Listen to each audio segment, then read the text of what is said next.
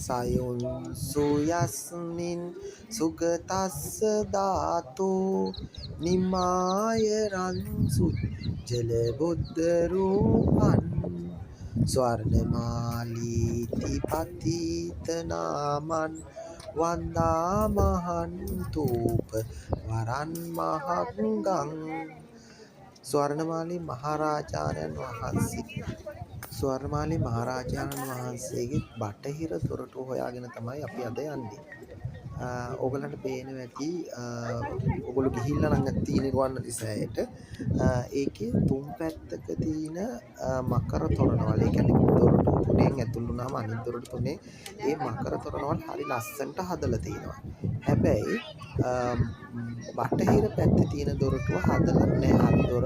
දොරටුව කියන්නේ මකර තොරණ හදලා නැහැ. මොකද ඒක ඒ විදිහටම තියලා තියෙනවා.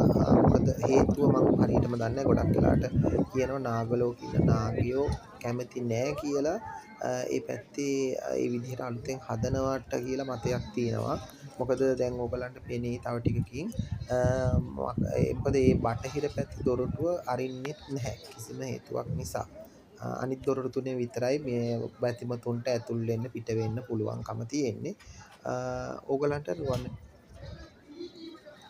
රුවන්වැලිසෑයට යනවා නම් අනිවාර්යයෙන්ම බටහිර දොරටුව පැත්තට ගිහිල්ලා වඳින්න. මොකද නිර්මිත බුදුරුවේ බුදුරජාණන් වහන්සේගේ මුහුණ ඒ කියන්නේ මුව මඩල දාලා තියෙන. ඒ කියන්නේ මුහුණ පැත්ත දෙස දාලා තියෙන බටහිර දොරටුව පැත්තෙන් ඉඳන් පැත්තටලු.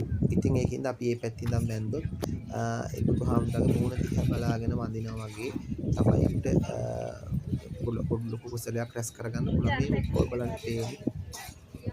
මේ ඕගලන්ට පේන්නේ බටහිර දොරටුව. මේ බලන්න. ඒකේ උඩ කිසිම විදිහකට සකර කිල්ලමක් කරලා නැහැ. ඒ වගේ මේ පේනවා නේද ඔයාලා? කළු ගල් ඒ වර්ණ විදිහට කළු ගල් වැලි සහිත පොළවක් පේන්නේ.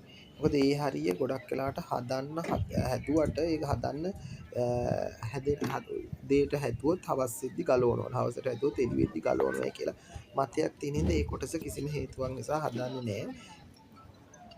ඒ වගේ මේ පේන්නේ ඔයගලන්ට ඒ වහලා තියෙන බටහිර දොරටුව පැත්ත.